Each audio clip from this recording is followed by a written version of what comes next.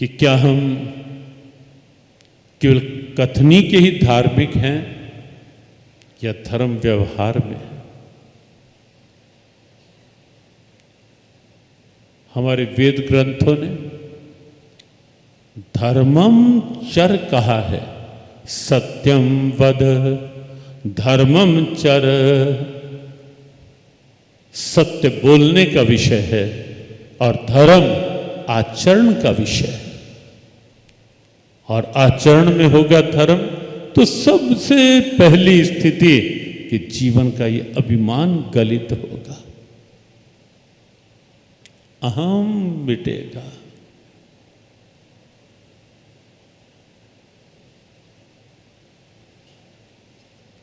महाभारत युद्ध बिल्कुल तैयार था। शंखनाद भी हो चुका था,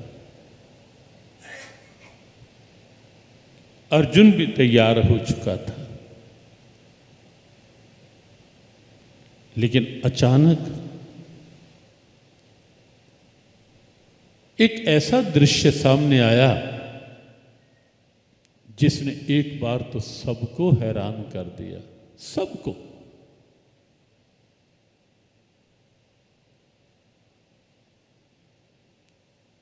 धर्मराज युधिष्ठिर अपने रथ से नीचे उतरे, कौरव सेना की ओर चलने लगे। धीरे धीरे कदम बढ़ाते बढ़ाते पहुंच गए वहां जहां विपक्ष में गुरु द्रोणाचार्य का और पितामह भीष्म का रथ था। सब हैरान थे कि ऐसे समय में युधिष्ठिर कौरव पक्ष में क्या करने जा रहा है। लेकिन आप देखें धर्म क्या है, सनातन धर्म क्या है, भारत का दर्शन क्या है। युधिष्ठिर जाकर प्रणाम करते हैं अपने गुरु को।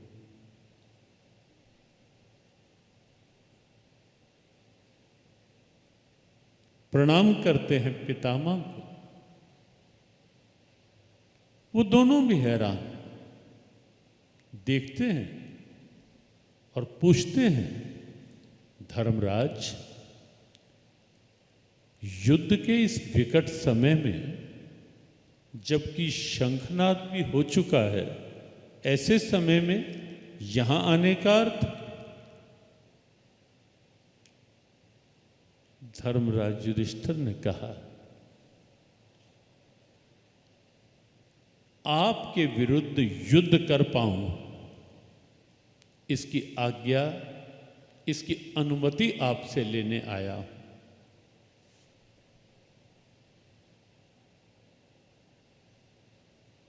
दोनों ने एक दूसरे की ओर देखा, मुस्कुरा दिए कि वाह, ऐसे समय में भी धर्म की मर्यादा का ध्यान है।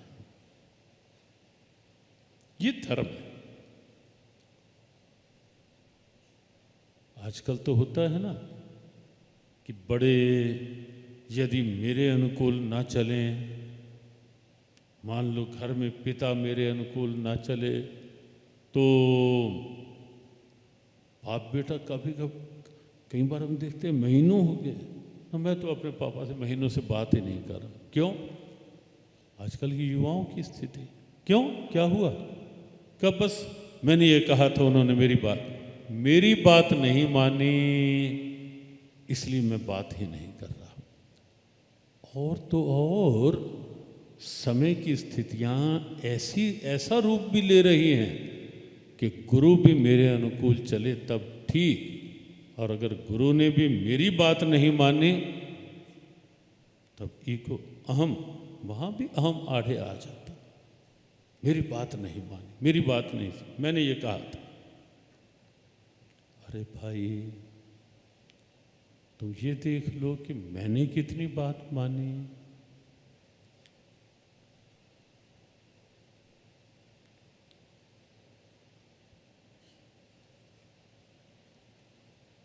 लेकिन यहां आप देखें हमारे ग्रंथों की दिव्यता, ये प्रेरणाएं हैं लेने के लिए। ऐसे समय में भी युधिष्ठिर प्रणाम करने के लिए जाते हैं, जाकर पता है कि हमारे विपक्ष में खड़े हैं, लेकिन तो भी मुझे मेरा धर्म निभाना है। प्रणाम किया, आज्ञा मांगी। गुरु द्रोणाचार्य ने अनुमति का हाथ उठा दिया कि जाओ धर्मराज, इस समय की आवश्यकता यही है, जाओ युद्ध करो, हमारी आज्ञा, अनुमति। लेकिन युधिष्ठिर तब भी खड़े रहे, गए नहीं। पूछा गुरु द्रोणाचार्य ने कि धर्मराज, अनुमति मिल गई, अब क्यों खड़े हो, जाओ अपना काम करो। तब युधिष्ठिर ने कहा, गुरुदेव अनुमति तो मिल गई, लेकिन अभी आशीर्वाद नहीं मिला, आशीर्वाद भी लेकर जाऊंगा। कहा, आशीर्वाद कैसा इस समय? तब धर्मराज ने कहा कि युद्ध की अनुमति मिल गई, लेकिन आशीर्वाद नहीं मिला, और मैं ये आशीर्वाद भी आपसे चाहता हूं कि हमारा पक्ष धर्म का पक्ष है, इसलिए विजय हमारी हो युद्ध में, ऐसा आशीर्वाद भी आप दो। और एक बार तो अचंभित से रह गए दोनों कि अब कहें तो कहें क्या, लेकिन प्रणाम किया था, विनम्रता दिखाई थी, मर्यादा का पालन किया था। गुरु के प्रति क्या मर्यादा है, बड़ों के प्रति क्या मर्यादा है, उसका निर्वाह किया था। और जब प्रणाम किया है तो प्रणाम का परिणाम तो निश्चित अच्छा ही होगा। और तब गुरु द्रोणाचार्य ने कहा कि धर्मराज जाओ। अब देखें, भारत की वास्तविक जो दार्शनिकता है, फिलॉसफी है, वास्तविक दर्शन है, वो क्या है?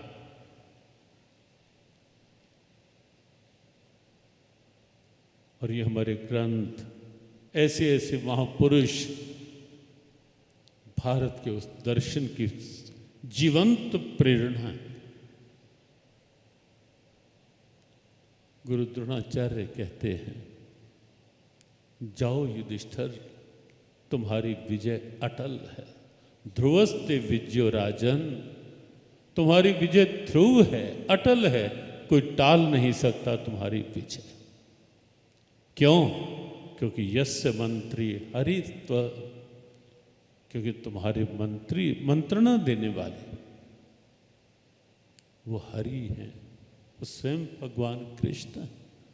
तुम्हारी विजय को कौन रोक सकता है? और ये प्रसिद्ध भाव वहाँ गुरु द्रोणाचार्य ने कहा, यतो धर्मस् ततो कृष्ण और यत कृष्ण ततो जया। जहाँ धर्म है वहाँ कृष्ण है, और जहाँ कृष्ण है विजय वहीं है, विजय वहीं। धर्म